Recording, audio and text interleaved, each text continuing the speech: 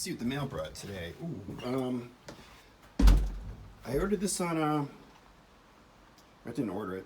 It's a used frame from Commencal. It's a Meta hardtail.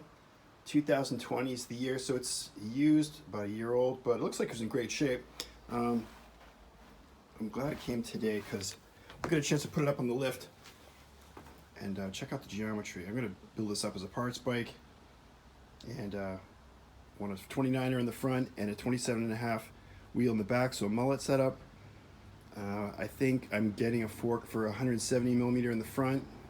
There's a RockShox. I'm waiting on a used RockShox fork there, a Yari, and so we'll see if we can squeeze some of the price. The original price of this thing is, I think, in dollars, about $1,200, $1,400.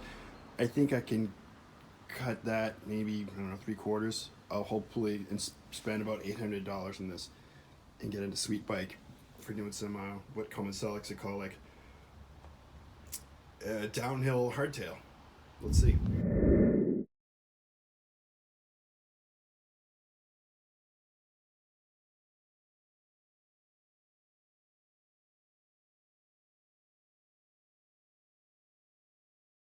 Okay, now that the unpacking is done, I just wanted to see how good a job the seller of this on eBay Classifieds did. Come on up, partner. Looks like he did an amazing job. The guy's got some experience as a biker, so he knows exactly what we want. It came with the stock Actros headset, the SRAM bottom bracket. I've got to get a crank set for this, but I've got most of the other stuff I need to put this together really quick, with the exception of the fork and the cranks. I've got wheels, a dropper post, seat, bars are coming in the mail, and I'm not sure about what kind of bar clamp to use, either 31.6 or 35 mil. This is what Commencal is apparently marketing as an enduro hardtail, which is kind of a weird twist. So I'm going to try my luck with it as a mullet setup. So we'll see. What do you think? All right, thanks. Okay, here she is unpacked. I'm feeling pretty good about it already. There were only 4 photos included when I started contacting the seller on eBay Classifieds, and I'd never seen an XL Commencal frame, so the price was a good one, and it was in my size. I'm 6'4". This, I've heard some reviews that the Commencal's M is actually more of an L for some manufacturers, or the other way around. Their L is more like an M for other manufacturers. But we'll see. It was a test. I'm a big fan of the Mega Avalanche series out in France, where they go screaming down this crazy mountain, all kinds of terrain, and tons of riders, because it's French, obviously, are riding this French manufactured bike. So I just wanted to give this a try. I'm not a downhill or really an enduro rider, but being marketed as a downhill hardtail or an enduro hardtail sounded interesting. I've got enough wheels and spare parts to put this together nicely. So let's just take a look. The condition is good. There's a couple paint chips. I'm not too busted up about it. The price was a song. The graphics are amazing. I like this battleship gray paint job. The headset came with it. The bottom bracket was in there too, so I'm not gonna complain. A couple bolts missing, but all these rubber stoppers that originally go in here to do the guidepost and the cabling, it's all internally routed. So I was really happy to have this. It's pretty modern. This is the most modern bike I have. My second most is a 2019 Canyon.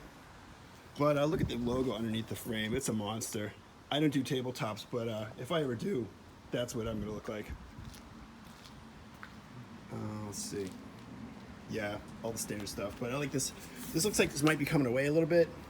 I'm not too busted up about that. Again, the price, one can't complain for an XL frame that hits me, and in this condition.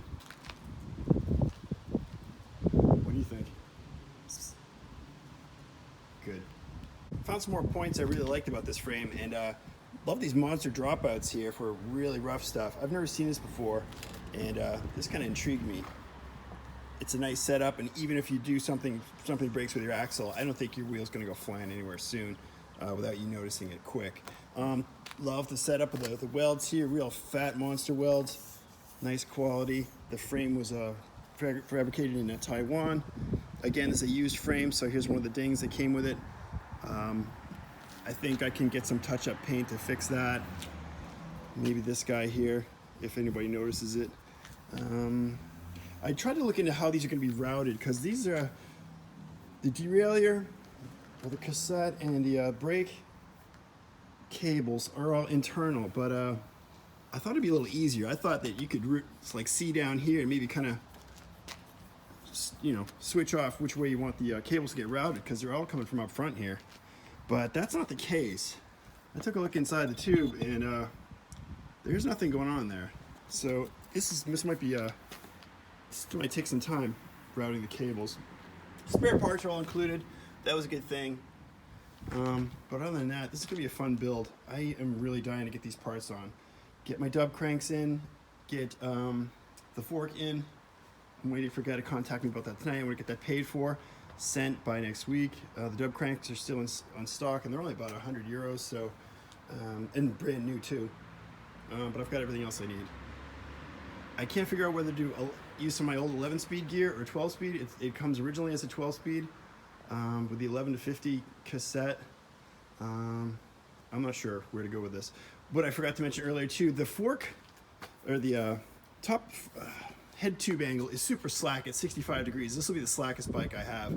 And that's going to contribute, from what other online reviewers claim, is a really comfy ride.